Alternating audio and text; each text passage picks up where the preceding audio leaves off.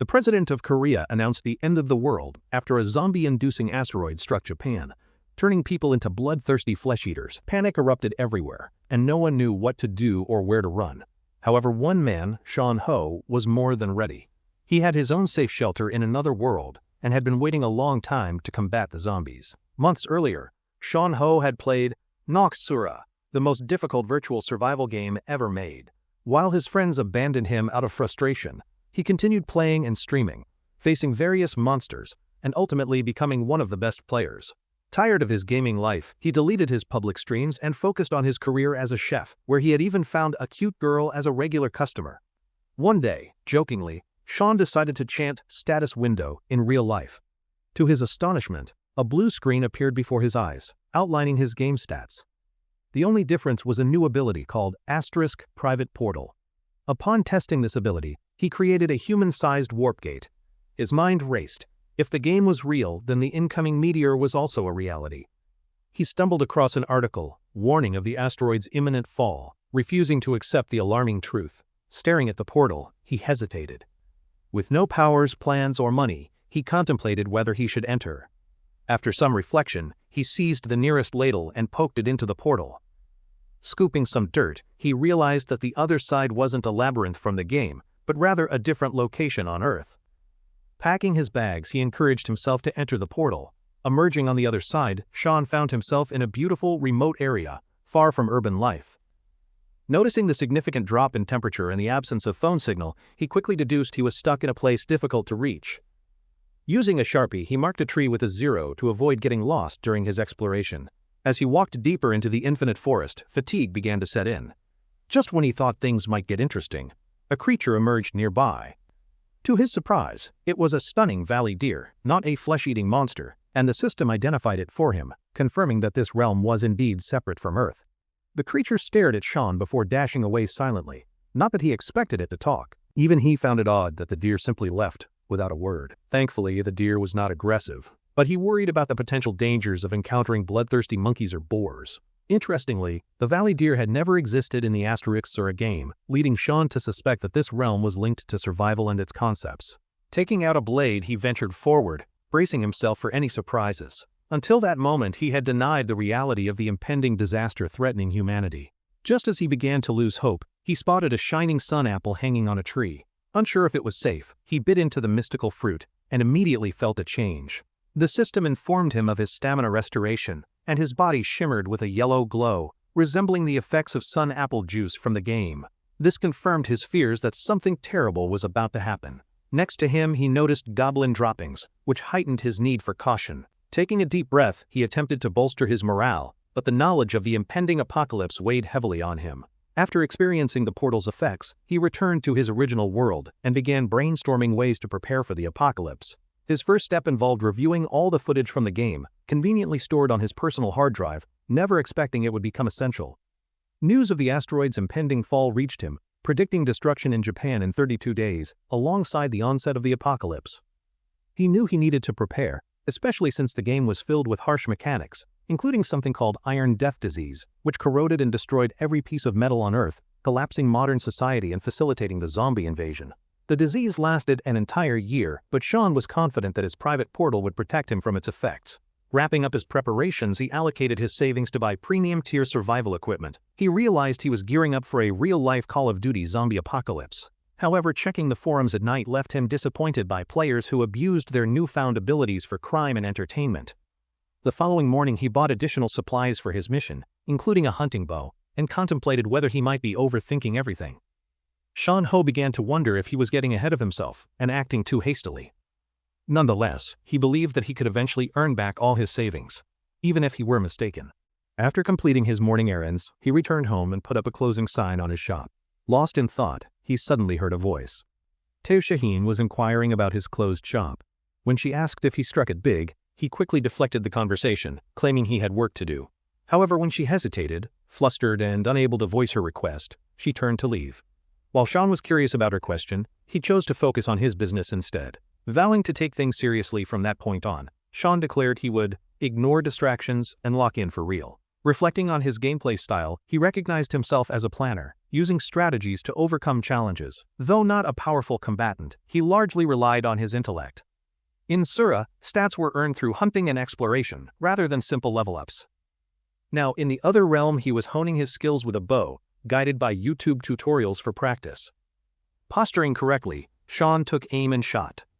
To his astonishment, the arrow hit the target, leading him to feel like the chosen one. However, the soreness in his hand reminded him that his true drawback lay in his strength. Determined to improve his physical endurance, he wrapped up his basic preparations and focused on his next steps. First, he needed to devise a plan for hunting monsters and then build a home base to store supplies safely. Unfortunately, he had no weapons or gear at the moment, as they were still in transit. While waiting, he hunted for golden apples and marked their locations, fully aware of the importance of early preparation, which had allowed him to survive in Sura for so long. As he explored, he stumbled upon goblin droppings. Knowing that goblins typically traveled in groups, he realized that finding just one piece signaled the presence of a lone goblin. Utilizing his Inspector Pro-Max ability, he deduced that this goblin was an outcast. Sean sensed that capturing this creature could be his key to success. Later that night, his search for the lone goblin continued, and the nearby sounds of wolves indicated he was getting closer to the valley. Finally, he spotted the goblin he was tracking. Hiding behind a tree, he observed the creature and noted how closely it resembled the goblins from the game. Goblins were typically regarded as the lowest grade of monsters, armed only with spears and poisonous darts. They were infamous for mutilating and torturing their opponents, which was why Seon-ho had chosen a long-range weapon, a bow, as his first choice. Observing the old goblin before him, he noted that it was in poor condition and unarmed. Seon-ho quickly readied his bow, knowing that if he could stay calm, he would successfully defeat the creature. When he released the arrow, it pierced the goblin's arm. Although he had aimed for its head, he felt satisfied with the outcome. Taking advantage of his initial hit, Seon-ho prepared for a second shot. However, the goblin retaliated by throwing a stone with enough force to knock the weapon from his grip. Realizing he was up against a mature and experienced foe, both he and the goblin drew their blades for close-quarters combat. Thus began the ultimate showdown. Seon-ho attempted to slash the goblin's side, but the agile creature dodged and landed a hard blow to his kneecap. Seon-ho then tackled the goblin, leveraging his weight to force it onto its back. With the upper hand, he plunged his blade deep into the creature's chest, eliciting a scream of pain as the light faded from its eyes. His first kill was successful, earning him 2 points, a feat he struggled to comprehend. As he scanned his surroundings, Seon-ho spotted guaca powder and vegetable oil nearby, knowing that combining these would create an ointment. Time was of the essence, as he needed to bury the goblin to prevent its body from rotting and attracting other predators, such as the bone creeper that could emerge from decaying flesh. He noticed a pair of red trouts and felt a rush of adrenaline as the danger loomed closer. Before he could react, an unsettling owl monster locked its gaze upon him. As he welcomed everyone to the stream, he told everyone that they were going to follow up on the previous mission they were in the forest. While he had trouble making the materials, someone commented, telling him to start already. As the scene shifted to where he was standing next to the owl, he started to recall past activities. Who locked his gaze on him? He wasn't hungry, but, in other words, he was provoking its territory. As the invasion of territory with the red trouts lived, and if that's the case, there is only one way. In his mind, he was already a kimbap lover gathering strength. He gritted his teeth, saying that he can't die now. As the owlbear launched a fierce attack, he recalled that they all have an advantage at night, and there is only one disadvantage. It's sunlight and dodging his attack. He thought that he just had one chance, or else the attack pattern would stay the same. Thinking that it's just one chance and he had to do something, he sprinted on his arms and flashed his torch in its eyes, blinding it for a moment. In the same shift where he was sleeping in his room, his body acted from the fight the previous night. He shut his alarm, recalling that he had been fighting goblins and an old bear. Stomach growling from hunger, he tried to stand up, but he fell onto the floor. But then he noticed the sun apple he had brought back. As he took the first bite, his energy was recovered, and he felt like a human being again. This time, his stamina was fully recovered. In the next scene, while he was ready, he met Mikyoung coincidentally. She insisted on being his quote-quote meal buddy. She asked him if he had tried saying status window. With a smiling face, she said that he should try it once, and she showed him the phone screen, saying that it doesn't look normal but incidents have been occurring recently. When the boy said that he had tried but nothing came up for him, he knew that he had to be cautious. He is not an attack type, and to remain different from others, you have to remain 2 steps ahead of them. On top of that, he couldn't be revealing his cards soon, as he would be gambling with his life in every conversation. He thought, why was she so excited about awakenings? She confessed that she had hidden something from him. He thought that she was a good person at heart and told her that she didn't have to tell him yet, saying that they had time after all. As he headed back home, he saw delivery packages. Thanking the delivery guy, he took the boxes to the rooftop. Things which were needed most were kept on the second floor. As he opened the boxes, he found a lot of items like gas mask suits and defensive gear. Taking the axe in his hands, he was ready to go through the portal. As our guy entered the portal, his first step was to spot the places where the old goblin could be hiding. As he peeked through the bushes, he noticed a cave. With binoculars, he thought about what kind of monsters could be there. Noticing the footprints of a kobold, he thought it was lucky, as his plan was already attracted to low-level monsters. Checking the wind, as the monsters were sleeping inside the cave, he collected some wood. Bringing the dry wood near the cave, he poured some gasoline and was ready to light the fire. He noticed the monsters waking up from the cave, eyes locked with each other. With a swift action, he took out his axe, cutting down both of the monsters. He thought that this might be the effect of drowsiness. A system window appeared, telling him that he had reached level 1 and gained a total of 4 points. After that, he used the wood to smoke the cave. Inside, the smoke was affecting the monsters. Rushing out to breathe some oxygen, they ran out of the cave and noticed the fire. With a breath of relief, our boy was already waiting for them, swiftly cutting down everyone. He became a maniac. With a cool pose, he held the axe, chopping everyone down like butter. While one of the monsters tried to attack him, the boy sprayed holy water on him like Alucard and took his life peacefully. Now only one remained. While its face showed it had already lost, he took its life. As everything settled, he took a heavy breath. The system window appeared, increasing his stats. With some points gained, he thought that he could purchase something from the shop. As he entered inside, he found a safe space, but it was all dirty. He had to clean it.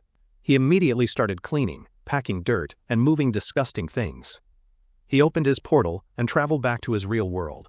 He was still working his ass off, ready to put some water through from the tap.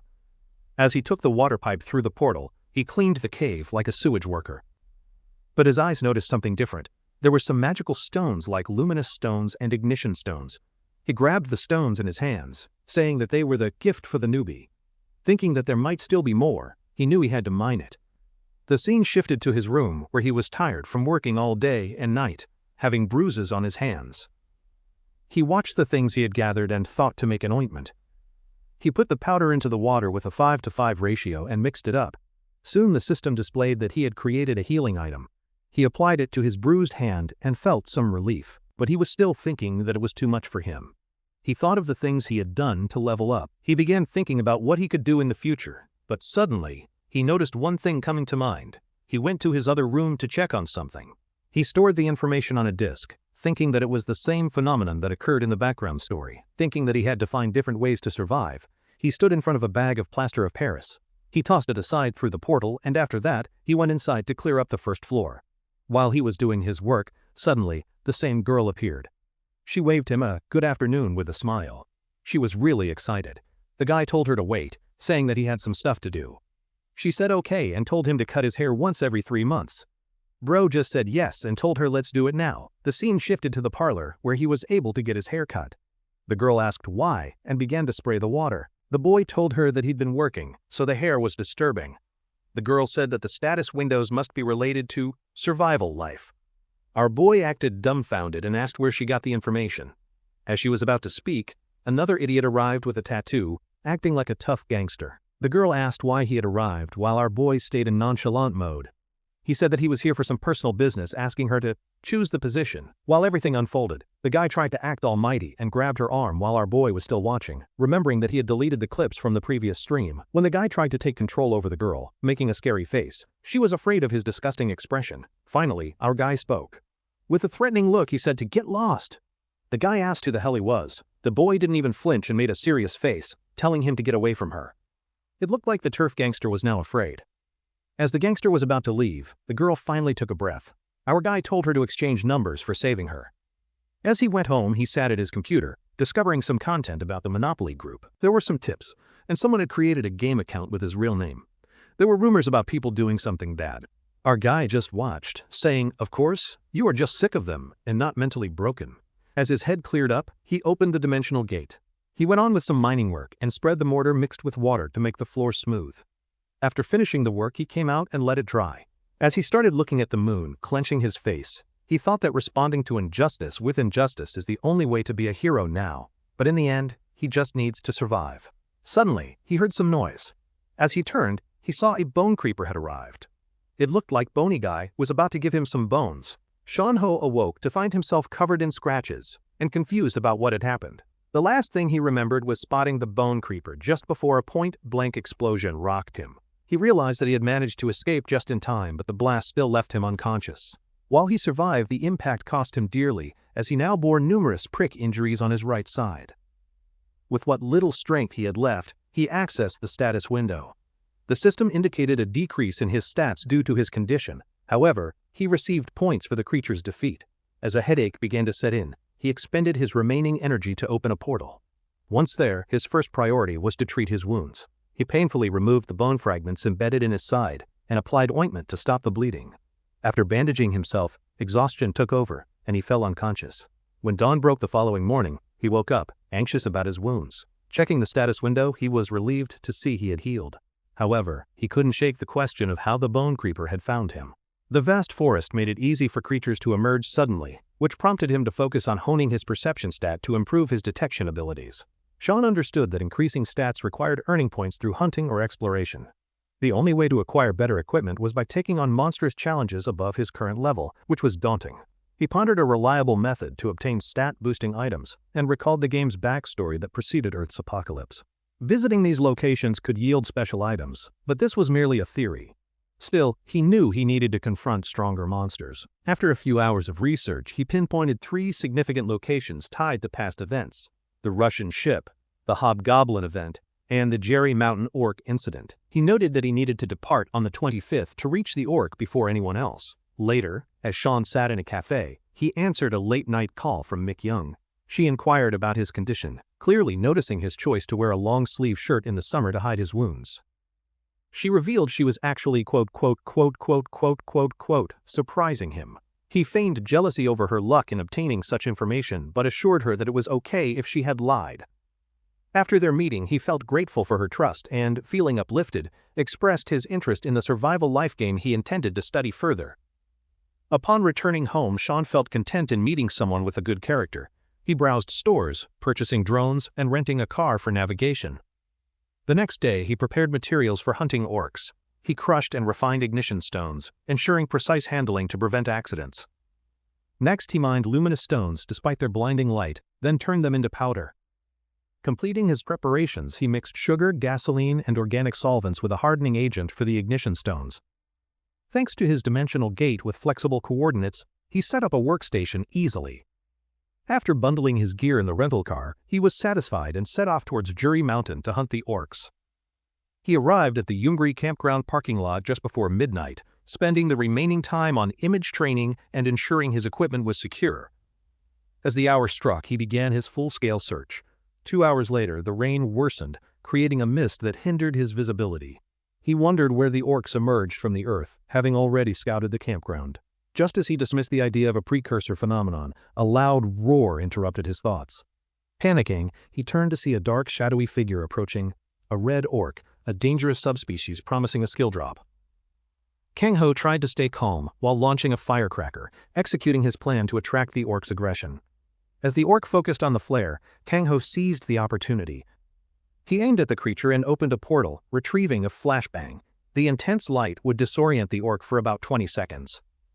With precision, he intended to incapacitate the orc, but it retaliated, swinging its axe toward him. He dodged just in time, stabbing the orc's foot, causing it to drop to its knees.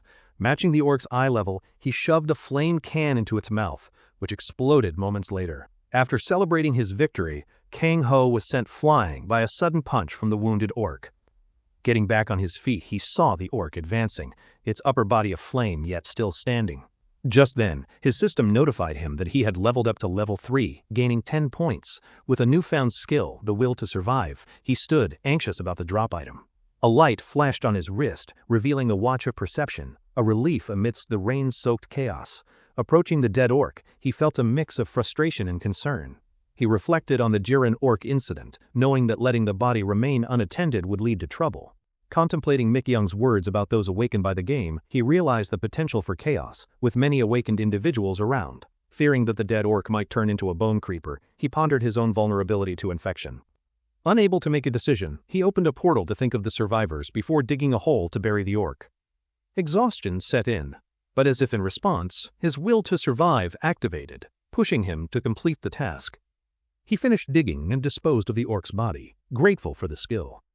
After opening the portal again, he found himself in a moving car, needing time to recover before returning to normal activities. The next day, he woke up, questioning if the weather was real. He recalled he should have established a defense line by now. Unsure if the remnants of the red orc were gone, he resolved not to initiate any actions that day, deciding instead to inspect the items that had arrived that morning. Among the weapons, usable only as an Indian war club, he discovered a note stating that some of his ordered items were illegal for customs. While examining his weapons, he heard another delivery van outside. He instructed them to leave the items at his front door but was puzzled when the door knocked instead of staying quiet. Upon opening it, he found not the delivery person but Mi-kyung, who had come to discuss something with him. She held a bag of food and suggested they enjoy some ribaki together, reminding him that only 24 days remained until the apocalypse. The boy could hardly believe that Mi-kyung was finally visiting his house. Nervous and blushing, he listened intently when she served food, prompting him to eat before it got cold. Once they finished, he inquired about her purpose for coming. Mi-kyung directly addressed the topic of Sora, mentioning the critical information he had previously expressed interest in. Although the boy had hoped for a discussion about dating, he got his computer ready as Mi-kyung began to clean up and decided to confide in her about his awakening. He explained the dangers of the metal death plague and how traveling in large groups made them easy targets for zombies, emphasizing that survival perception was crucial. However, before he could elaborate further, she interrupted him with a question about Owen Hawk's intentions and Kimba Plover's backlash. The boy didn't have an answer, so he encouraged her to speculate. Mi-kyung guessed that everyone had their reasons, which justified the hesitations. When she learned that he rejected an offer from Owen, she was curious about his rationale. He then showed her a recording that revealed the disturbing idea of kidnapping a girl, fueling his anger. He stressed that the apocalypse would reveal people's true colors and advised her to be cautious about whom to trust. Surprisingly, Mi-kyung suggested they form a party together. The boy clenched his fist, unsure how to respond. He needed to reach level 10 and unlock the shop before the tutorial, and bringing her along could lead to her demise. While he nervously joked about what would happen if he turned into a zombie, she assured him she would be fine, showcasing her teleportation ability called Blink. Although he warned her to keep it secret, she expressed her trust in him, believing they could be a remarkable team if they survived. Later, as he worked on building fences around their shelter, he reflected on the ease of the task. After hammering support posts, wrapping barbed wire, and installing infrared lights, he felt accomplished, thinking he should earn a dexterity point for his efforts. After moving boxes and considering future tasks, he felt a chill in the air, reminding him that the other world would soon grow cold. He decided to build a proper gate at the cave entrance, realizing that a simple curtain wouldn't be sufficient. His to-do list continued to grow. On his way back from purchasing supplies at a woodworking shop, he encountered Hyung Jun-hyung, an old acquaintance who appeared distressed about the impending apocalypse. The boy was surprised to learn that Hyung was aware of the situation. Hyung recounted how he initially doubted the existence of superpowers until a friend demonstrated them. The boy falsely claimed he hadn't awakened yet, saddened by Hyung's admission that he hadn't either. Changing the topic, Hyung spoke of the bizarre UIO shootout, which the boy had missed, implying that the media was being manipulated to cover up the truth. Hyung explained how the narrative shifted to portray the shooter as a deserter, causing the area to be cordoned off. Suddenly anxious, the boy excused himself and hurried home, where he recalled that a shootout occurred right after the orc incident. Realizing the potential government involvement, he opened a file on his computer. He was shocked to find evidence suggesting that many knew about the precursor phenomenon's timing. As he pieced together the timeline, he considered the possibility that someone had leaked information to the government beforehand, leading him to suspect the existence of a hidden force working in the shadows. Sean Ho pondered over who the person behind the recent events could be. After conducting research, he narrowed it down to 3 veteran players. After much deliberation, he decided to eliminate, quote, the creator from his list of suspects, surmising that those who orchestrated the game's reality were likely villains. He reasoned that if the villains enjoyed government backing, they wouldn't permit him to kill the orc. He sketched the faces of his prime suspects, wondering if survivor number 1 could be the familiar figure he suspected. Missing his veteran friends, he resolved to trust them for the time being, recognizing that sharing his theories wouldn't avert the impending catastrophe. 2 days later, Sean completed the construction of his door and pantry, finishing the first shelter. He installed 2 logistic trays and attempted to drill through the wall but found the space more limited than anticipated. Although the basement waterproofing was complete, he decided to progress gradually. During Phase 2, he focused on an essential task, mapping the area with his drone. While exploring with his VR set, he discovered a snowfield to the northwest and an ocean to the south, the latter brimming with prey and devoid of monsters. Planning to set traps for fishing, he examined the valley to understand the ecosystem surrounding the shelter. Suddenly, his attention was drawn to the spot where he had buried the owlbear, only to find its corpse missing. Surrounded by orc footsteps, he concluded that something suspicious was afoot. Measuring the distance between the valley and his shelter, he determined it was roughly 1.5 kilometers away, heightening his sense of danger. With nearby goblins in mind, he quickly brought the drone back to the shelter, unable to risk losing it. He was able to sketch a comprehensive map detailing the types of animals present in the forest. His next step involved exploring the areas personally, beginning with the closest swamp to assess potential for farming. As he ventured outside, the infrared device alerted him to the presence of goblins nearby, their imprints clear on the ground. Awareness of their proximity created an opportunity he had been anticipating. Recently heightened perception allowed him to hear even the faintest sounds clearly. After a while, he spotted several goblins without revealing himself. Positioned at a perfect ambush angle, he drew his spear and arrow, swiftly launching an attack at the head of one goblin, who fell dead immediately. The remaining goblins rallied, charging toward him, but he dispatched them as if they were mere obstacles. He killed 4 in quick succession before facing the last 4, who surrounded him. In a moment of resourcefulness, he produced an item from his pocket that caused the goblins to drop to their knees. Seizing the opportunity, he took his knife and swiftly decapitated them. Amazed by the effectiveness of his tactics, he realized his advantage had led to a successful victory. With only 21 days remaining until the apocalypse, Sean prepared for what lay ahead. While digging, the boy suddenly felt fatigued when his latent trait activated, restoring his energy. He realized that his skill had its worth after all. Soon after, he completed the task of burying the goblins' corpses and turned to the loot he had collected. Among the items was guaca fruit, which significantly restored his strength. He also found a considerable amount of vegetable oil, leading him to suspect a nearby harvest. Curiously, he inspected the pouch of the head goblin and was taken aback to find a living blue toad inside. Initially puzzled by the goblin's choice to carry a live toad instead of a dead one, he soon detected a foul smell emanating from it. It dawned on him that it was a paralysis poison. Determined to raise the toad, whom he named Jodak for its cuteness and potential, he saw the opportunity to extract the poison and build up his resistance, which would facilitate hunting. His system notified him that the toad was now his property, making him ponder if this was a hidden feature of his reality. After a moment of overthinking, he opened a dimensional gate to reorganize his belongings and ventured into the surroundings. He stumbled upon a spring he had missed during his earlier exploration, realizing the water was safe. Behind the spring, he discovered a hideout and found a guaca tree, along with vegetable oil buds. After harvesting the fruits and buds, he marked the trees to remember the route before heading back. At his apartment, he tended to Jodak, choosing to keep the toad indoors rather than leaving it in the hideout where it could perish. While caring for his pet, he had a significant task at hand, making ointment. He accidentally produced an excess amount and, unsure what to do with it, opted to give it to Hung instead of Mikyung, another awakened person who could also benefit from it. At Hung's place, the boy offered the ointment, prompting Hung to question its purpose. The boy explained it was for wounds, claiming he had merely bought too much. Hung joked about a potential marketing venture, but the boy dismissed the idea, appreciating Hung's gratitude for the ointment and the valuable information he shared about a recent shooting incident. As they conversed, Seon-ho remarked on the unusually quiet gym, which Hung explained was due to everyone making plans after the broadcasting of critical information. They were considering establishing a base in the area, but the boy cautioned that too many people could attract danger. Despite the warning, Hung remained loyal to his members, unwilling to abandon them. Their discussion was abruptly interrupted by a scream, recognizable to Ho. He looked down from the building and saw Mikyung on the ground, clearly distressed. Both boys rushed to her side, where she recounted being attacked but could not identify her assailant. Hyung immediately rushed outside to investigate, despite the boy's pleas for him to remain cautious. Staying with Mikyung, the boy urged her to activate her blink ability at the first sign of danger, realizing the incapacitating situation had become serious. He promised to send her a self-defense kit and implored her to be extra careful, reminding her that only 20 days remained until the impending apocalypse.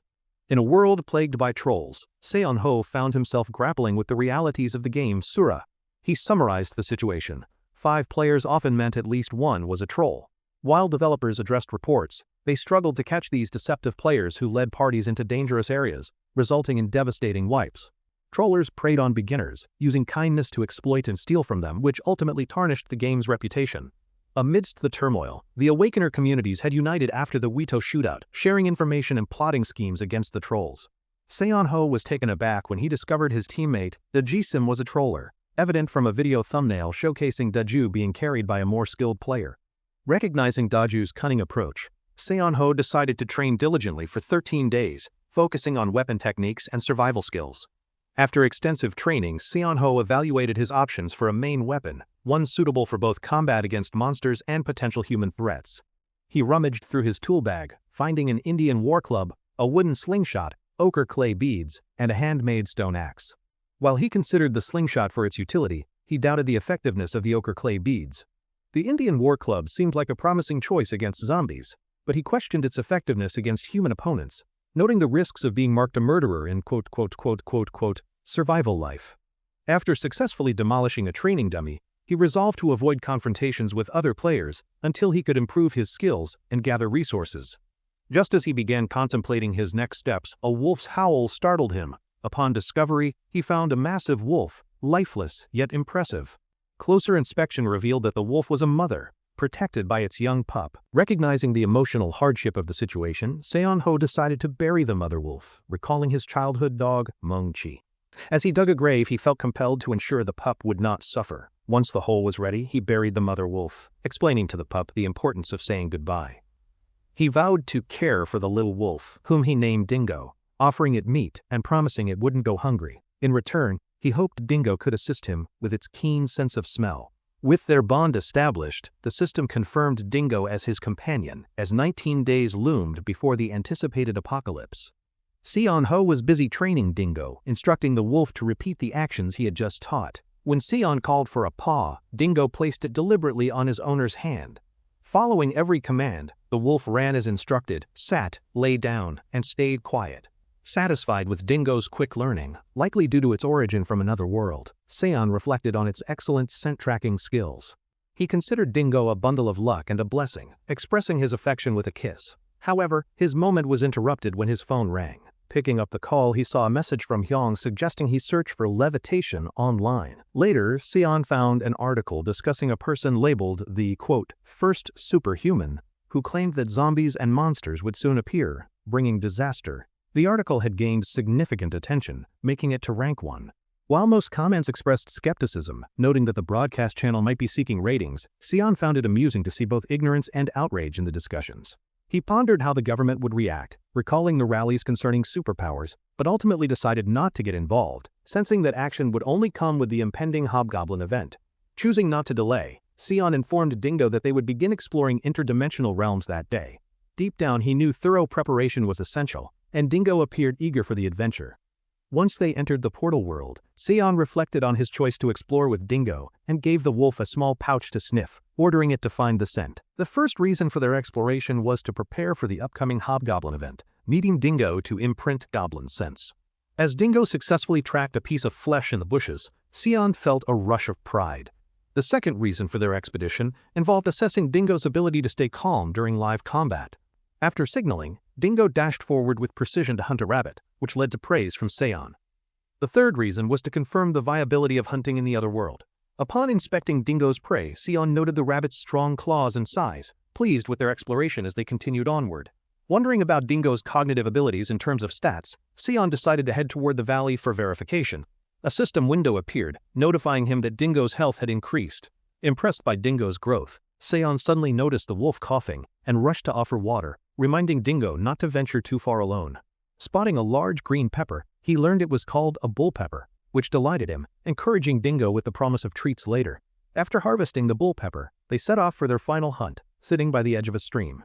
Although Dingo didn't detect any unusual scents, Seon reflected that red trout weren't monsters and wouldn't yield points or items.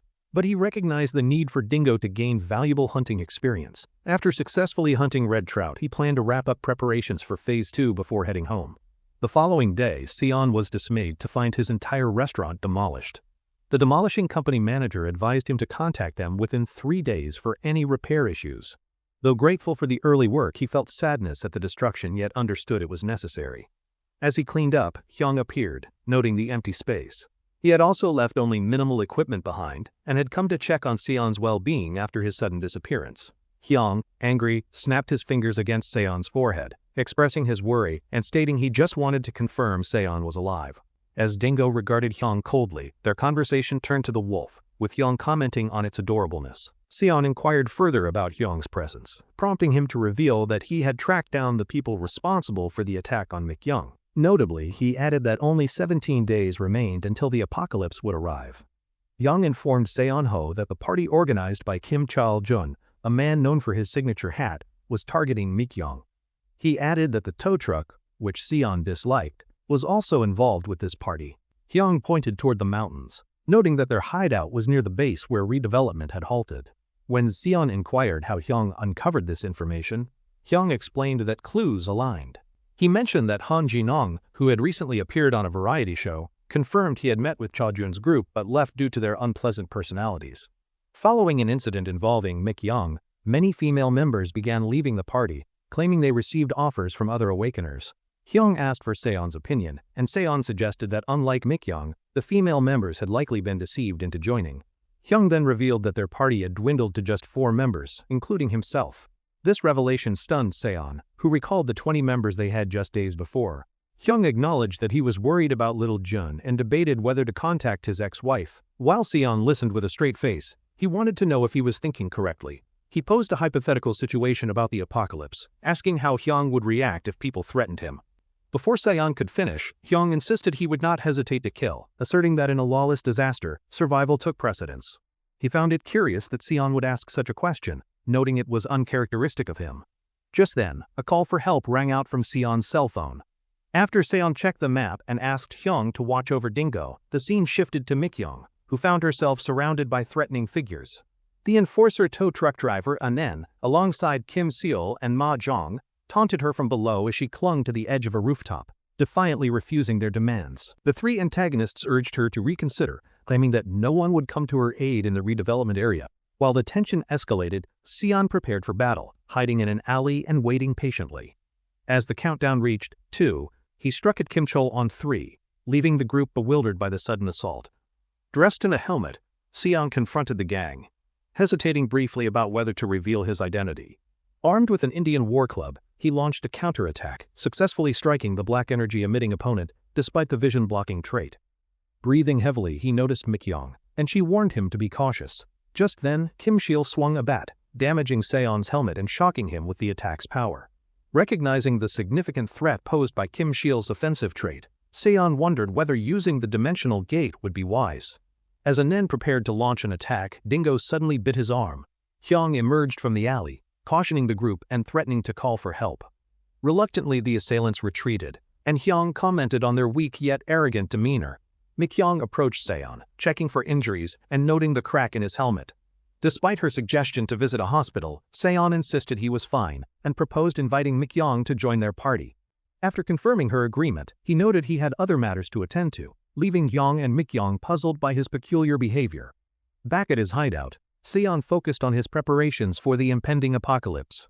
He recognized that maintaining his secret was essential, especially in light of the trust between him, Hyung, and Mik-young. He resolved to level up quickly, preparing for the coming challenges. As he installed a wood-burning stove in his hideout, he felt a sense of satisfaction, knowing he was one step closer to completion. With Dingo snuggled up by the stove, Seon decided to pull an all-nighter to finish preparations, fully aware that he only had 16 days left before the apocalypse would arrive. A news anchor updated viewers on the asteroid previously observed, noting that the HSA had announced Yunjambi had entered the midpoint of the solar system. The agency was closely monitoring its trajectory, but Jupiter's gravity had caused the meteorite to split. Thomas Chandler, head of the Meteorite Observation Department, reassured the public that the 2 fragments, Yunjambi Alpha and Beta, posed no threat to Earth. However, Seon-ho recalled that just 5 days before the apocalypse, Yunjambi Beta fell and landed near a Russian ship in the ocean. The resulting tsunami swept the ship ashore at Gamcheon Port, leading to the first appearance of zombies in Korea. The news anchor continued reporting on the Wido shooting incident, revealing that President Jung Woo-taek had not left his residence for a week. This prompted opposition party leaders to issue a joint statement calling for a hearing. with some suggesting a connection to rumors about awakeners and the impending disaster. Listening to the news, Seon-ho admitted to himself that it truly felt like the end of the world. He saw it as a relief that the media was finally addressing these matters, concluding that it would be harder for awakeners to commit crimes now. He decided to check the community's reactions on his laptop, scrolling through the comments section where he found intense opinions on the situation. Noting a comment from My Dream, a player known for helping beginners, he reminisced about their past gameplay together. My Dream had ambitions of building a bunker, and Seon-ho considered joining if his veteran friends also participated. He bookmarked the comment for future reference before closing his laptop, looking forward to building a second shelter. The next day, while standing in front of his hideout, Seon-ho marveled at the possibility of pulling 2 all-nighters in a row. Although exhausted, the completion of the exterior energized him, and he set about figuring out how to make the electricity generated by solar panels compatible with his devices. When he successfully charged his phone, he celebrated the foundation he'd built for survival. He had also collected luminous and ignition stones and discovered a new mineral called emerus, which, although currently useless, felt like a win. As evening approached, he needed to organize food supplies in the basement, but a loud noise from Dingo distracted him. Rushing outside, he found Dingo facing off against a pack of maimed wolves. Seon-ho recognized these creatures from Sura and pondered their unusual presence in the area. Observing Dingo's anger, he suspected these were the wolves that had killed his mother. Although he attempted to calm Dingo, he knew he couldn't defeat all the wolves alone. He focused on getting the alpha wolf to leave, understanding that the others would likely follow. Noticing the wolves' cautious behavior and sensitivity to scent, he remembered he had pepper spray. Determined to defend his hideout, he hatched a plan. He threw a knife at the alpha, which dodged and lunged at him. In that moment, Seon-ho opened his portal and quickly sprayed the alpha, which lost its composure. Seizing the opportunity, he plunged his knife into the wolf's eye. The wolf pack retreated, and Seon-ho sank to the ground, narrowly escaping death. Dingo approached to comfort him, and he patted the dog's head in appreciation, promising to avenge its mother in the future. With only 15 days remaining until the apocalypse, Seon-ho felt a mix of relief and resolve. After finishing organizing the basement, Seon headed to the hardware and pharmacy store, determined to complete his minimal defense supplies. He had been awake for 68 hours, and the encounter with the wolves had left him even more fatigued. Reflecting on his previous encounter, he considered how lucky he had been, realizing that if the wolves had been werewolves, he would have been in serious trouble. Aware of his own carelessness, he found himself trapped in thought, contemplating the need to expand his territory and build a proper shelter, as the drone surveys indicated. Yoongjun greeted him from a distance while Seon-ho remained lost in his thoughts, envisioning more land for farming and storage. Once he established a second line of defense, he planned to aim for Bluetooth beacons to enhance communication.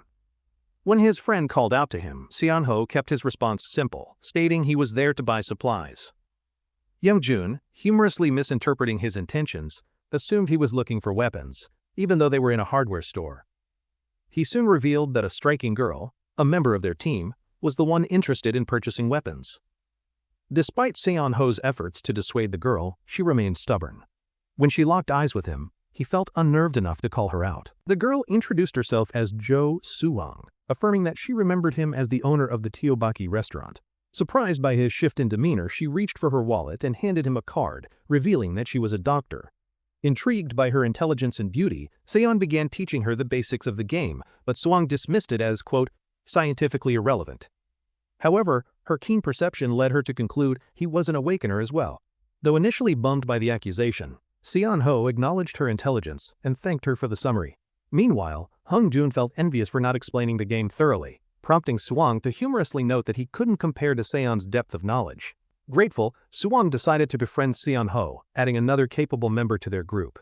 The next day he returned to his room, cleaning his spear blade and eager to test it in battle. He called his loyal dog Dingo, explaining that they needed to act quickly against the intruders who threatened their hideout. Soon, Seon-ho and Dingo found themselves facing a pack of wolves, with an unusual absence of an alpha among them. Observing closely, Seon-ho noticed an owlbear viciously attacking the wolves, which presented a unique opportunity. He recognized that without their leader, the wolf pack would be disorganized and easy to pick off one by one. Seizing the moment, Seon-ho deployed a web trap, capturing one wolf effortlessly, which he swiftly killed with his spear. Although he felt a pang of regret for the creature, the mission was a priority. After one wolf was down, the remaining 3 wolves, now overly aggressive, pursued him. As he dodged and fought back, he effectively took down another wolf with aid from Dingo. who tackled an attacking wolf away. With his confidence rising, Seon-ho declared he would continue stabbing until all the wolves were dead. With several wolves defeated, he leveled up and unlocked additional effects for his special traits, including an invisible gate and a projection effect allowing him to hear from afar. Testing the new feature, he found he could see through his house without entering, and felt relieved that he had avoided potential threats from a hidden dungeon. Knowing that further rewards awaited him as he leveled up, he also understood the necessity of burying the wolf corpses to keep his territory secure. 2 days after the subjugation of the wolves, Seon-ho recorded his activities. First, he ventured into another world, where he used his drone to survey a radius of 1 kilometer, discovering various harmless animals. Yet, there were still no signs of goblins or kobolds, no monsters at all. With newfound confidence in their safety, Seon-ho decided it was time to expand.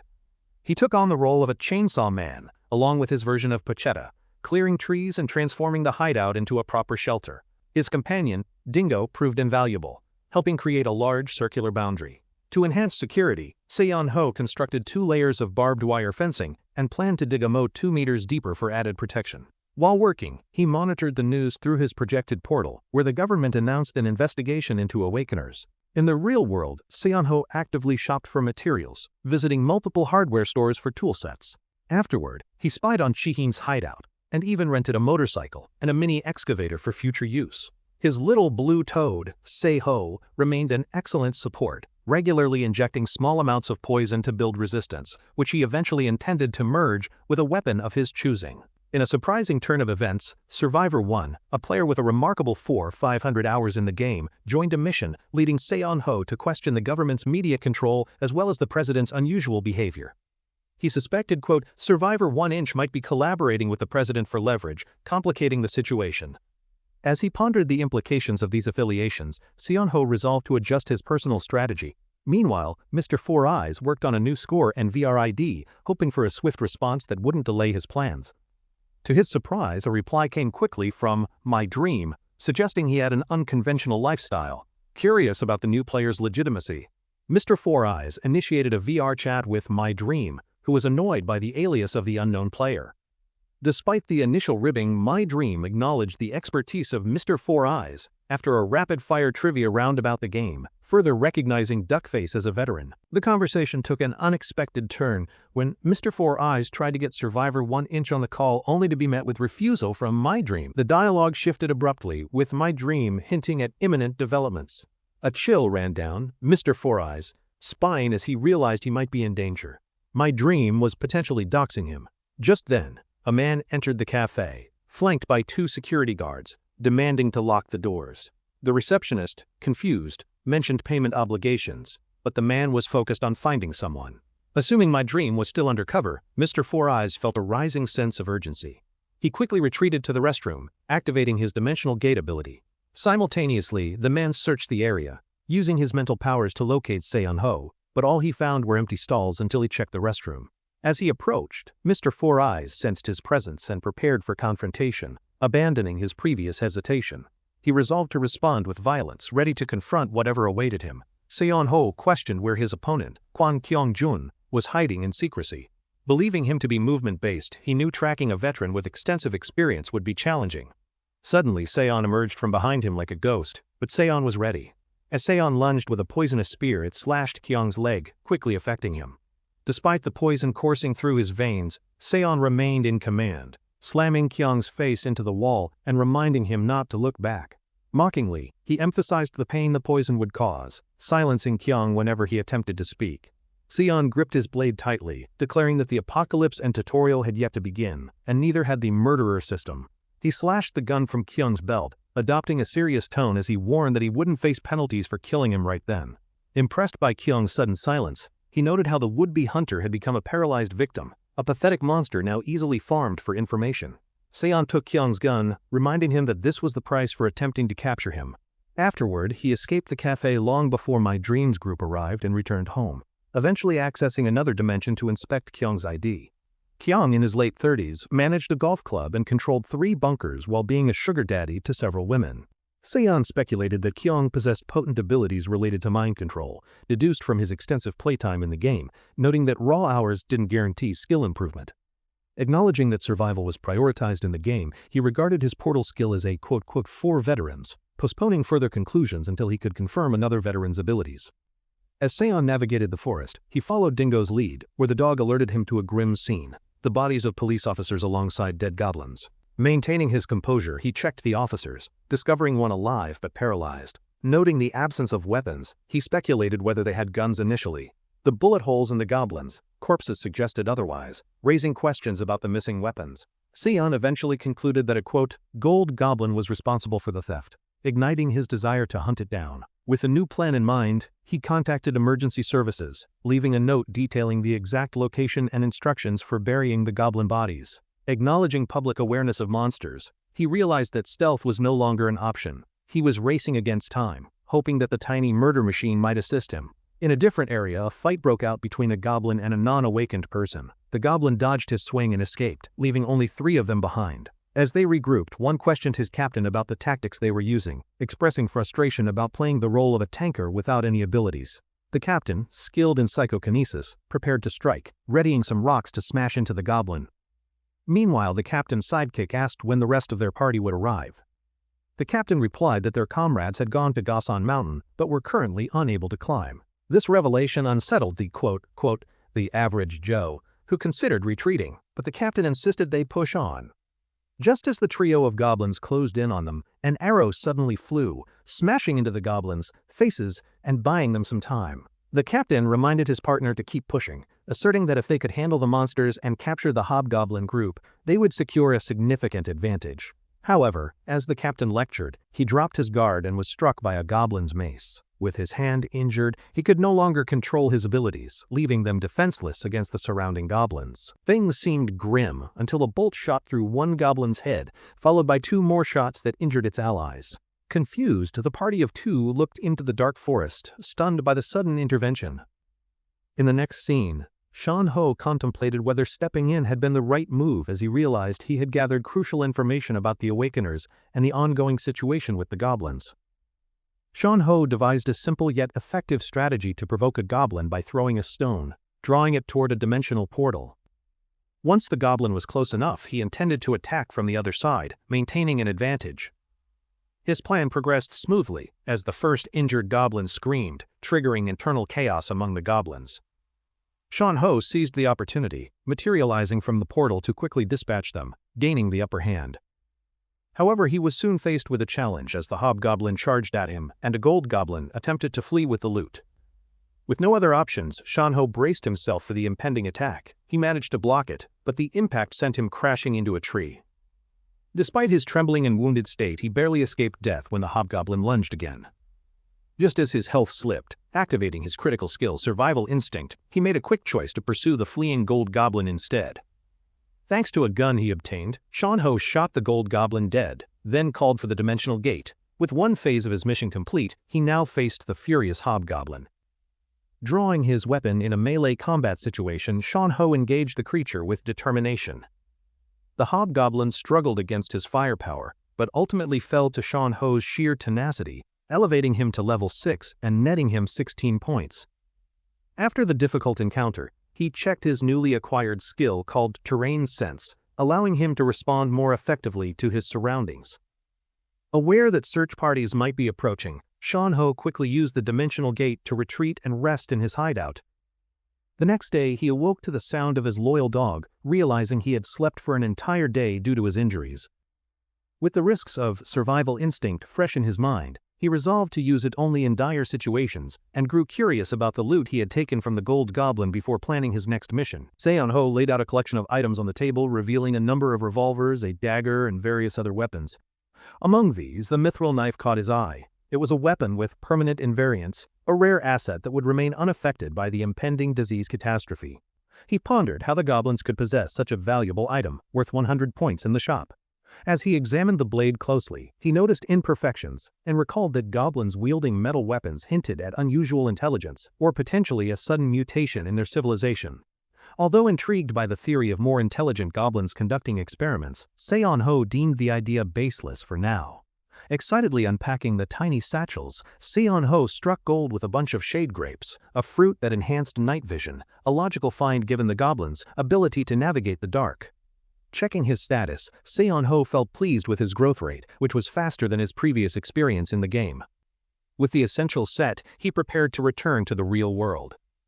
Upon crossing the portal, his phone vibrated incessantly with messages from Hyungjun, Mikyoung, and Suwon, invoking a sense of newfound popularity.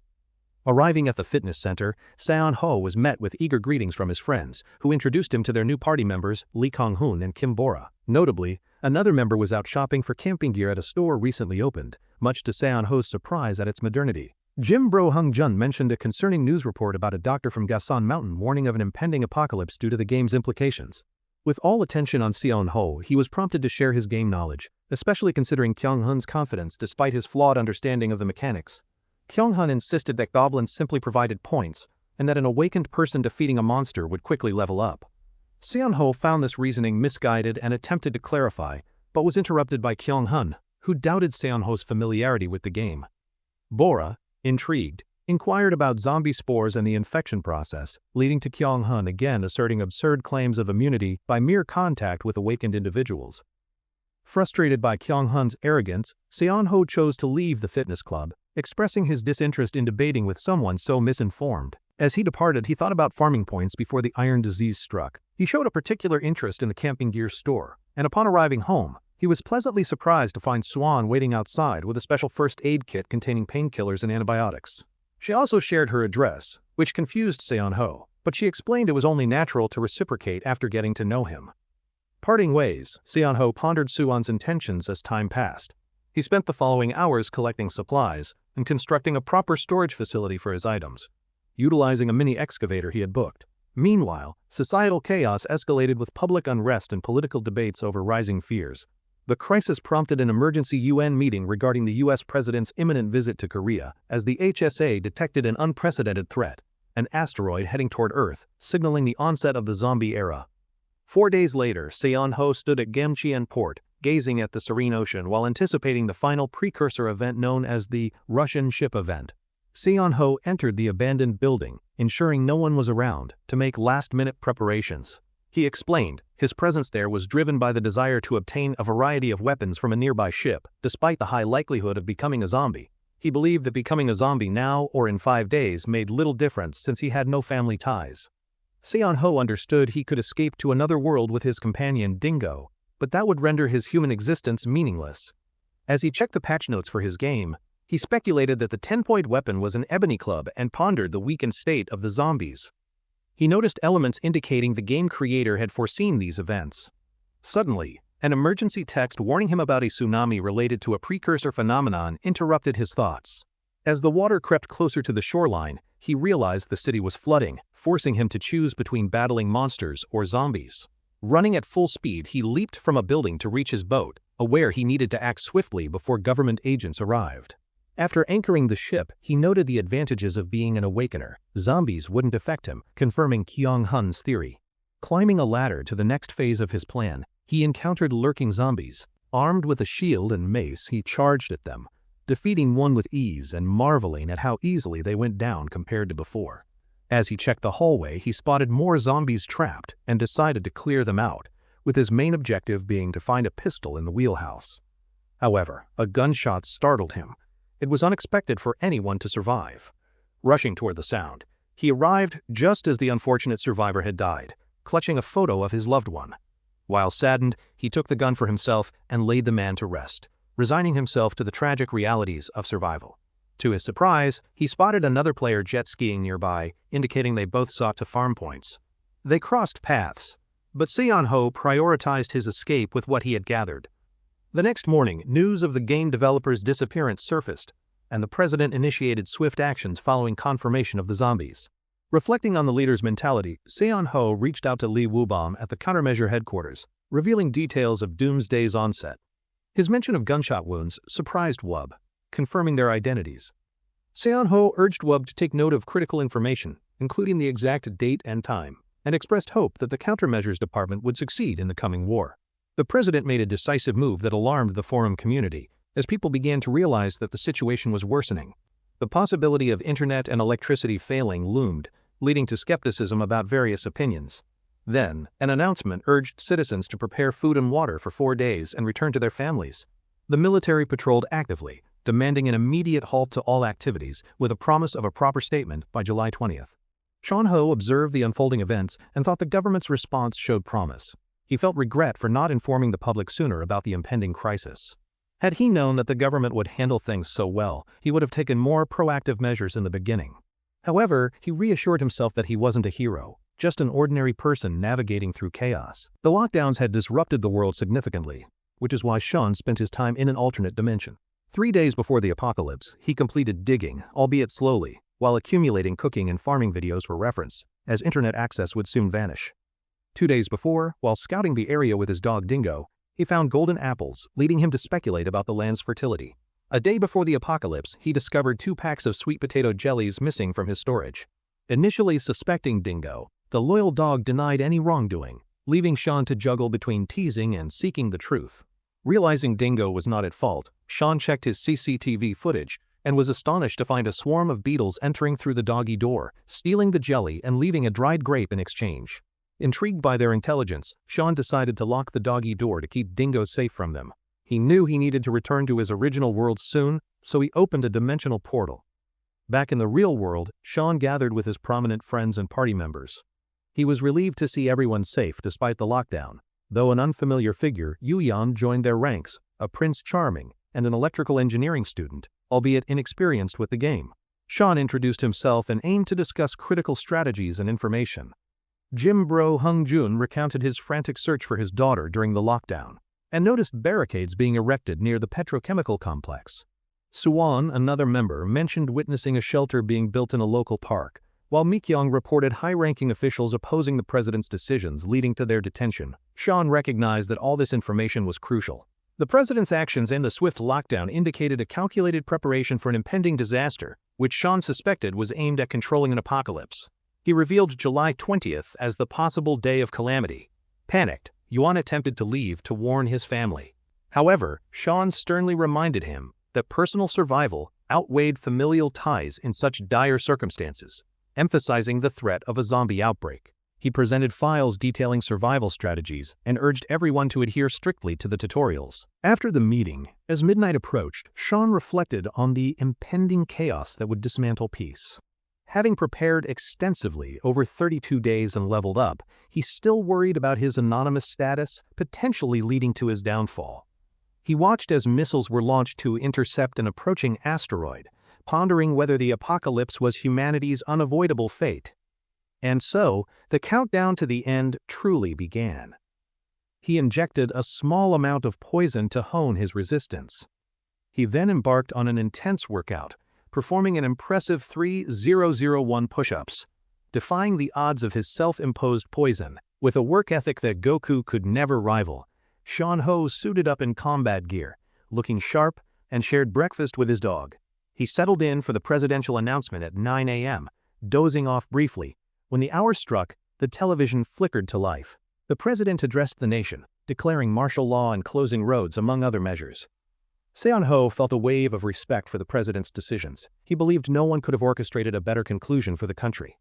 However, he clutched the remote, grappling with the gravity of the situation and the realization that this fate was unavoidable, something humanity would have to endure. This time, Seon-ho was no rookie to the apocalypse. He was prepared, a veteran ready for what lay ahead. As time passed, the spores began to spread. 4 hours remained until the spores made contact, and 2 of those hours were spent in another realm, checking on his warehouse of supplies. Chaos erupted in the real world as people turned on one another, devolving into violence and despair. A hapless individual met a grisly fate when he was struck by a car, leaving those responsible seemingly unfazed. Amidst the turmoil, Seon-ho spotted flyers falling from the sky, a sign that the government still cared for its citizens, in stark contrast to his own laser-focused survivalist mindset. He crumpled the flyer, reflecting on the unrealistic standards of caring for others in an apocalypse. Returning to his preparations, he soon realized only 3 minutes remained until the spores would unleash their horror. Collecting air tanks, he speculated on whether it would be enough as the world around him crumbled. A glance at his watch prompted thoughts that perhaps he worried too much. He donned his helmet as the clock struck 1 p.m., signaling the moment the spores made contact. As Seon-ho revved his bike, he braced himself for the chaos to follow. The infections surged, turning citizens into flesh-eating corpses, their growls echoing through the streets.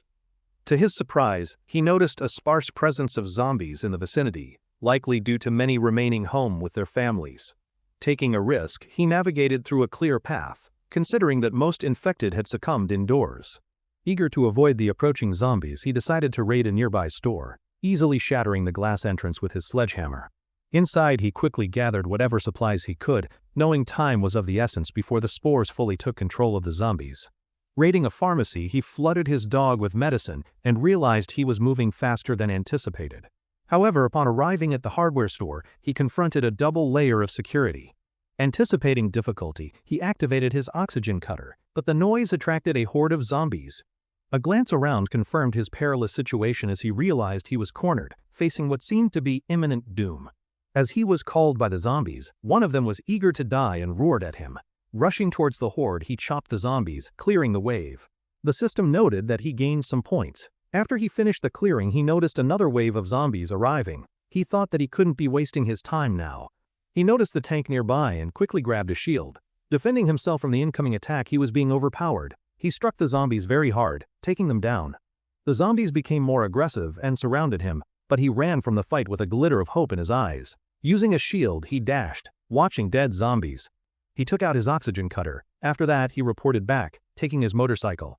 As he entered the room, he noticed a dead corpse inside with a bag, still holding a gun. Inside the bag, he found a lot of items with arms and ammunition. Out of the building, there was a group of monsters. He narrowed his eyes, opening a new skill which allowed him to see through buildings. With the help of the vehicle, he compressed the time and went past them. As he reached another building, he saw a new vehicle there, with the system indicating his level 6 and points at 105. He went to the dimensional world and ate the sun apple, restoring his stamina. As he went back to his normal building again, he thought he had to do something else.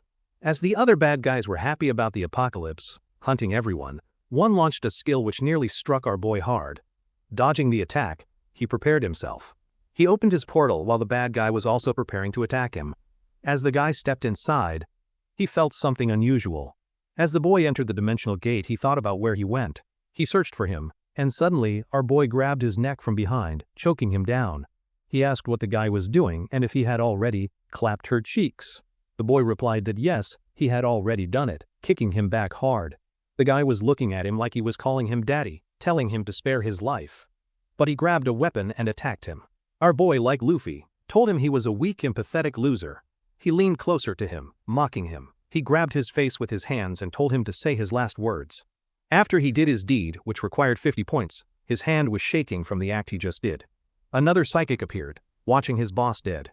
Our boy warned him to get lost, but before he could run away, the monster appeared behind, taking his life in an instant. As he begged for his life, our boy watched him mercilessly.